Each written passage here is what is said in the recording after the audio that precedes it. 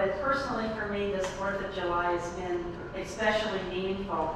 And how I see that is in light of our high aspirations in which this country was birthed. Very high aspirations, the aspiration of unity and diversity. There's just no higher aspiration than that. And so the lens that I see all of our recent upheaval in our country is, and we're always in upheaval, right? That's human beings. But the latest, I see it truly in that spiritual light, as that's what you go through to live your aspirations. The higher your aspirations, the bigger you're called to grow. So I really see all that's happening through that lens, and it's tough and it's joyful. So for me, it was just a real special 4th of July, and I hope it was for you too in your own way. So thank you. Boy, it touched my heart. So let's take a moment and center into that inner teacher. Mother, Father God, we know it is the Christ within that is the teacher, and so we listen to that inner voice, and we hear what you're telling us, and you give us the strength to act on it, and so it is. Amen. Amen. All right. In our study of the 12 powers this year, we are in July, and the power that we are studying is the power of divine understanding. And divine understanding is very closely allied to divine imagination that we studied in June, which is very close to divine wisdom that we studied, I think, in April. So they're very close. They all have to do with knowing from that spiritual place, from that it integrates the intellect, it integrates the emotions, and yet it's coming from that pure spiritual place of knowing. So we're going to be celebrating that understanding this month. So along with that, let's align ourselves with this truth statement, with this affirmation. And we know that we make affirmations not to try to make them true, but because they are true. All right, so let's affirm this together. Here we go. David, he's kind of the guy there. You can only see us on this TV. So we're ready, David. Well, whatever. I'll tell you what it is. Okay, here it is. I am one with the all-knowing mind of God. Let's affirm that. I am one with the all-knowing mind of God. And there's a second sentence. Divine understanding is awakened in me. Divine understanding is awakened in me. And so let's affirm that again, and we'll do it in the 2 sentences. So here we go. Thank you, David. I keep wanting to cut a hole in the you won't do that. Okay, here we go. I am one with the all-knowing mind of God.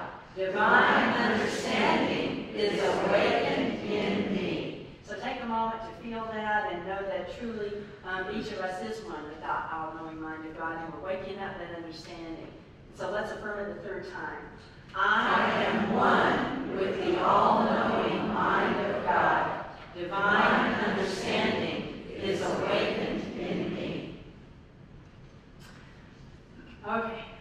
There's a Garfield cartoon, and Garfield had been to the zoo, and he noticed that all the animals were locked up in cages. He didn't like that, so he decided he would get the master key, and he'd go around and unlock all the cages. So he did that. He goes around and unlocks every single cage and opens all the cage doors. And he stands there, and he notices that none of the animals come out. That in the cartoon, they're all so relaxed. They've got their paws behind their head, whatever, they've got their feet up. They're just kind of relaxing and lying there, even though the doors are open. He sort of stands in the middle and looks around at all of them. He says, "What's wrong with y'all?" He said, "Do you want freedom or do you want security?" It's a good question, isn't it?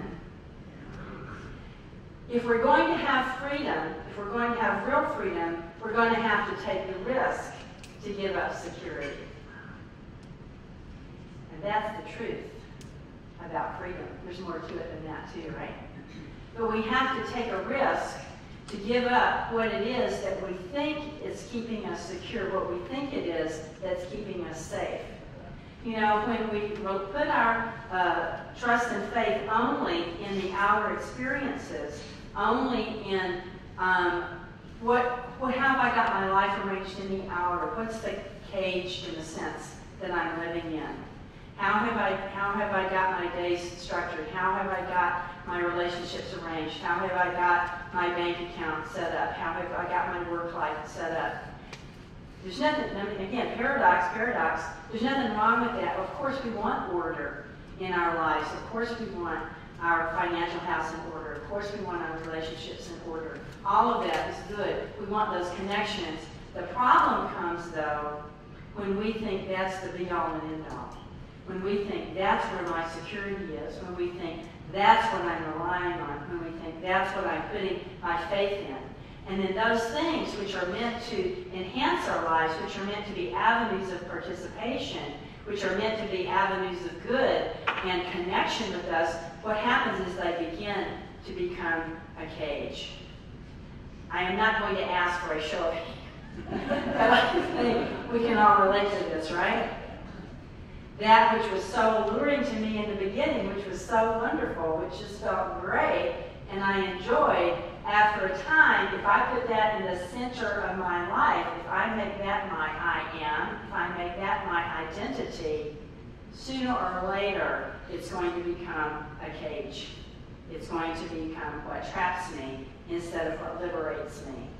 And so the opportunity is to use our power of divine understanding to come to a new view, to a new place of what it is that's going to really liberate me. What is my true identity? And so we have to take a risk. If we're going to get out of that cage, it's going to be a bit risky, right?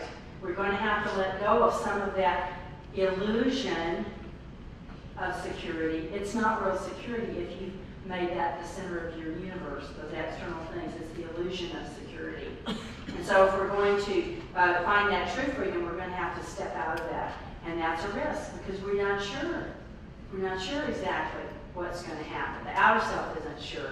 The inner life does know what's going to happen because the inner life knows who it is.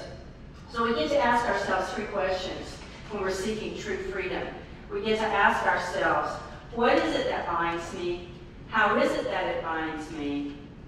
And how is it that I can be set free? What binds me? How is it that it binds me? And how is it that I can be set free? So to that first question, what is it that binds me? And also to the second, I'm going to turn to Emily Cady, who wrote Lessons in Truth, which we over 100 years ago, so we consider that the first Unity textbook. And if you only read one Unity book or one metaphysical book in your life, let it be that one. Because she just tells it like it is. She's very crystal clear. She was a Victorian, so some of her language is interesting. It's different than we might say it. And truth is eternal. So in her first chapter in Bondage or Liberty Which, she answers the question, what binds me? You know, we all think that we're bound to those outer conditions, but that's not really the truth. That's not what we're bound to. What we're bound to is our own consciousness. So here's what Emily Cady writes. Every man believes himself to be in bondage to the flesh, and by the flesh what she means is outer conditions. It sure seems, and all suffering is the result of this belief. So she's saying that all suffering is the result of thinking that we're in that cage, that yes, we built the cage. We built it, right? And then again, there's nothing wrong with that. That's part of the human deal, is to build the cages and think, look at this, what I did. That's so interesting. How do I deal with this? That's part of the human growth process. It's not a condemnation, but it's about awakening to the fact that, look what I did. Oh my. I wonder if I can shift that. That's the opportunity. So, what is it that binds us is our own consciousness, meaning our own belief that that's all there is, our belief that that's our identity. And part of the glue that attaches us to that is our emotional attachment to it. Again, for goodness sake, there's nothing wrong with emotions. And I'm just going to put in a little plug here. Yesterday, I went to see that movie, Inside Out. Have you seen it? It's a children's movie. It is so hilarious, and it's all about emotions. So if you're looking for something to do, I don't usually promote movies from up here, but it was really good. And it's all about emotions. It's just hilarious. It's so clever. How they came up with that, I don't know. But certainly, so I'm not saying at all that there's anything wrong with emotions. We need our emotions. They're part of who we are. It's a good thing. What becomes problematic is when they get stuck. And when we allow them to become so heavy, or they become so heavy for us and we don't know how to move that energy. And that's what becomes problematic. And we start identifying completely with the emotions instead of understanding that the I am, the spiritual nature, expresses and has emotions, but is not, the identity is not emotion. And so when we begin to work with that, we begin to see that energy start to move and know that I am is producing my experiences in life, and then we can be friendly with our emotions and we can benefit from what they teach us, because they're always teaching us. Emotions are teaching us how it is that we interact with the external world. So it's good information, so we can learn from them, we can be energized from them, our lives can be colorful from them, and it helps us to make connections. But it can move instead of us becoming weighted down and becoming completely identified with our emotional nature and getting stuck. So what Emily Cady is telling us is that, what all spiritual teachers will tell us, is that what keeps us in bondage is the belief that external conditions have power over us, that they can ruin our lives, that they can trap us, that they can be a cage for us. So the opportunity then is, with our power of spiritual understanding, is to see it differently. Is to begin to awaken that faculty more and more, to see more and more from the reality, from the God place, that the truth about me is that I am God in expression, or unity. We call that the Christ. The Christ just means the individualization of God within each human being. And so with that, I can begin to have power and dominion in my life as I am connected to my source, as I start to understand and what it is that is binding me and what is the truth about me and how I can set myself free. So we become bound through the mechanism of really not knowing who we are. We get lost and we think we're just out here just running around in just this human world, and we forget the truth about our real nature. Emily Cady writes this in Lessons in Truth. She says, does God regard man as his servant or as his child? Most of us have believed ourselves not only the slaves of circumstances, but also, at best, as the servants of the Most High, and neither belief is true. So, what she's saying, and what all spiritual teachers teach, what Jesus taught in all traditions, in their own language, whatever words or frame they're using, we're the beloved of God. We're the children of God. God loves us. We are part and parcel of God.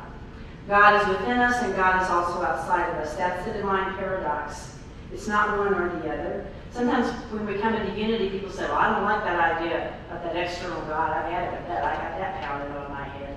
And yeah, if you think that's all that God is, yes, that's not helpful. I'm going to tell you something. If you think that God's only within you, that's not helpful either. And that's not the foundation. That's not unity teachings either. Unity teachings is that God is both transcendent, which is beyond us, and immanent, which is within us. It's both. It's both and. All of God is in me, but I'm not all of God. That's a big one to remember, okay? That's helpful, because all of us need to reach out beyond our own consciousness to something that is greater than ourselves, a greater expression and a greater experience. So when we begin to wake up to that reality that God is, you want to call it our divine parent, our divine source, our true parent, divine mind, however you want to say it, but to know that we are in an intimate and loving way connected directly to God, that we always have access to that resource, that it loves us very much, that it's a divine connection, then our lives begin to take off and we begin to move forward. There's a story about a man who was from a village that was way, way, way off in the mountains, and they did not have electricity or any of the modern conveniences of life. And he had the opportunity to take a trip down to a big city. So he went down to the big city and he saw many technological wonders. And one of those technological wonders that he saw was electric lights. He was just fascinated by this. That every night the lights would come on, and he just thought this was wonderful. So when it was time for him to go back to his village, he made a collection of a lot of light bulbs, and he got sockets, and he got, with sockets with switches on and everything, he packed them up in a big bag, and he was going to take them back to his village, and they were going to have light. So he did. So he carried them all back to the village, and he got back, and of course everybody was very interested and curious about what this were. He went was, and he went around and hung all the light bulbs and the sockets and the trees, and they were like, what is this? And he said, just wait till tonight, and you'll see what happens. Well, you know what happened? Nothing happened, right? Because he didn't understand that it's not just the outer stuff. It's not just the appearance. It's not just self-improvement or self-reliance in that isolated sense. It's connecting to your source. That when we connect to God, when we connect to source, when we open up ourselves to do that, that's when those light bulbs are going to come on, right? That's when we're tuned in and aligned with source, when we've got that circuit open and we're going to let it light us up. Now, I don't know about you, but for me, that's a risk. That's a risk. You want me to trust something I can't see? You want me to trust? I don't know. Human beings have a challenge with trusting often. And, you know, we have good reason. In the world of people, all kinds of things go on. The opportunity is to trust God and to know that God is beyond human foibles, our own and everybody else's. And that as we learn to trust that source, what we find out is that no human being and no human circumstance is omnipotent. That's not true. And we are not helpless. That's not true either. There's only one presence and one power in this universe and in my life, God the good, omnipotent. It is in God that I live, move, and have my being. God is both personal, loving comforter and divine principle. That's the truth. And as we know that more and more fully, which means taking the risk to trust, it means taking the risk to get to know God, to take time in prayer and meditation, to take time in study, to take time in interacting with other people who are also interested and willing and moving forward in learning about God. When we do that, what we find is that we become more and more open, more and more receptive to that light, to that source, and to that goodness. And that, my friends, is what frees us. I want to share with you this passage from the Bible. This is from Exodus, and it's such a beautiful part of the story of the children of Israel as being free from their enslavement in Egypt. And metaphysically, Egypt symbolizes being bound. It symbolizes being stuck. It symbolizes being glued to material circumstances. And so, I'm sure as you're aware, the story in the Hebrew Bible is that the children of Israel had been enslaved by the Egyptians. And if you hear this with your metaphysical ears, meaning here, what does this say about me? What are the aspects of this story in me? We're talking about the aspects in us that are enslaved to those external conditions, that think that those external things can have power in our lives and ruin our lives. So hear this with your metaphysical ears. And Moses represents the Christ in this story. So God's talking to Moses, and they're having this conversation about the context of this is that, you know, God's been telling Moses, you're going to lead these people out of this enslavement. And Moses says, I don't think so. Thank you so much. I don't think I'm going to do this. It's too big a job for me. And so God goes through this persuasion process that kind of happens over a period of time. So here's one of those conversations.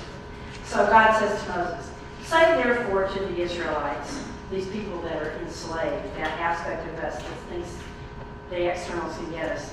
Say to them, look, I'm the Lord, and I'll free you from the burdens of the Egyptians, and I'll deliver you from slavery to them. I'll redeem you with an outstretched arm and with mighty acts of judgment.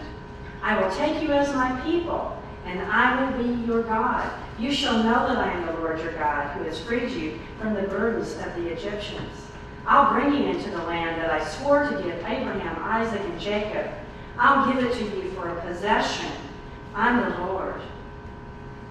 Think about that for yourself, those times when you do hear that internal voice, when you have that knowing, when you have that experience. Maybe you read it in a book. Maybe you hear it in a conversation. Maybe you hear it when you're taking a walk. Maybe you hear it when you're at work. Maybe you hear it when you're in prayer and meditation. That knowing that, yeah, God is there. God does love me. You know, it's real. It's true. It's that sense of reassurance. God's saying, I do love you. I am there. I am with you. I am within you. But then the doubt comes up, right? And so Moses said, all right. So he went and he told this to the Israelites. So, so we talked to the rest of ourselves and say, see, it's okay, calm down, it's going to be all right. But you know what happened? They didn't say, yay, thank you so much, we're glad to hear this, we're ready to go. It doesn't say that in here. What it says is, it says that they wouldn't listen to Moses because of their broken spirit and their cruel slavery. It happens to us, doesn't it? I get too discouraged. Last week we had the rose when the night's been been too lonely and the night's been too long. Yeah, it gets like that, doesn't it? So what do you do when that happens? What do we do? We know that the story has a good ending. That after lots of different things happened, that after these children of Israel grew and were willing to take a lot of risks and they headed out, we know what happened. They got home, didn't they? They got home. And that's the truth about us. That's the truth about us. If you can't feel it, if you say, I just can't feel the love today, that's okay. We don't always feel good, but what we can do is always come back to principle. If you can't feel it, come back to principle. Come back to principle anyway if you can't feel it. What's principle? There's only one presence, only one power in the universe and in my life. God the good, the omnipotent. It is in God I live, move, and have my being. The end. I'm going to keep coming to that, coming to that, coming to that, no matter what. If it's a health challenge, financial challenge, somewhere I just want to grow, relationships, only one presence, only one power, God the good, omnipotent. And I guarantee you, my friends, if you keep coming back to that, your consciousness will continue to change, will continue to expand, because you're willing to take the risk. And you will find home, because your home is in that relationship with God. That's the real country that we're all from. God country. God love. That's the language that we all speak. And that, my friends, is the truth about freedom. Let's pray.